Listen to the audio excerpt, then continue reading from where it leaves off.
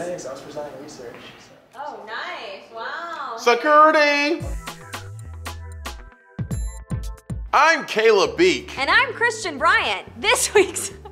I'm Christian Bryant. And I'm Catherine Beek. This week, slimy green things were taking over. You know, frogs, not children. Those are also slimy green things, but that's another story. First, we'd be remiss if we didn't talk about the most popular frog of the week. A new species of glass frog discovered in Costa Rica. It gets its name for its translucent belly that allows you to see its organs. That's weird. Gross. The Costa Rican Amphibian Research Center says it's the first time a new type of glass frog has been discovered in the country since 1973. Now, the discovery of this frog is pretty great. But what really turned heads this week is that it sort of resembles a green Muppet we all know and love, Kermit. Hi-ho, Kermit the Frog here. That's a good one. Is that pretty good? Yeah, that's Been pretty practicing good. That. Well, I'm a man of many talents. What's funny is not only is like the green color basically perfect on the two, like a perfect match, it's the eyes. The weird, yeah, how the eyes are like kind of set apart on its head. Yeah. The ladies of The View later spoke with Kermit about his newly discovered look-alike. And it seems like he's taking the high road when it comes to another frog stealing his thunder. No, I want to assure them that all that controversy about the legal action because of copyright infringement, that will not happen, but they may all have to wear mouse ears during the summer. Kermit did tell a Disney blog later that he probably has it easier than his doppelganger. When you're transparent, folks really look right through you.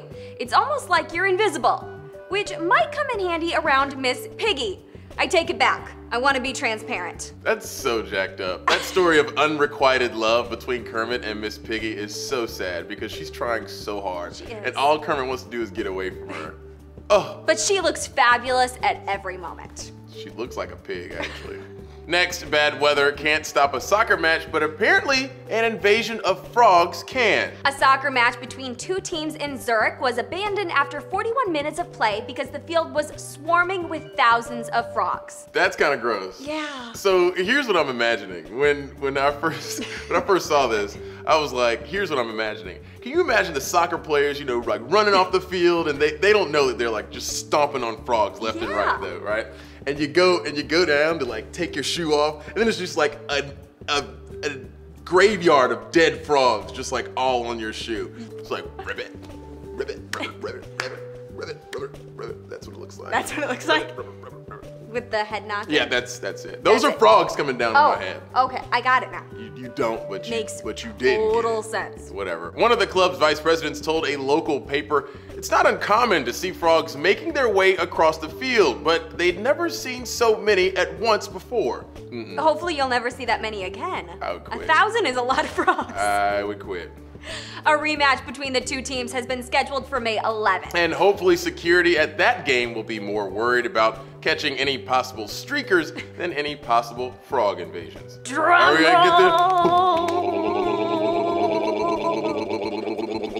get And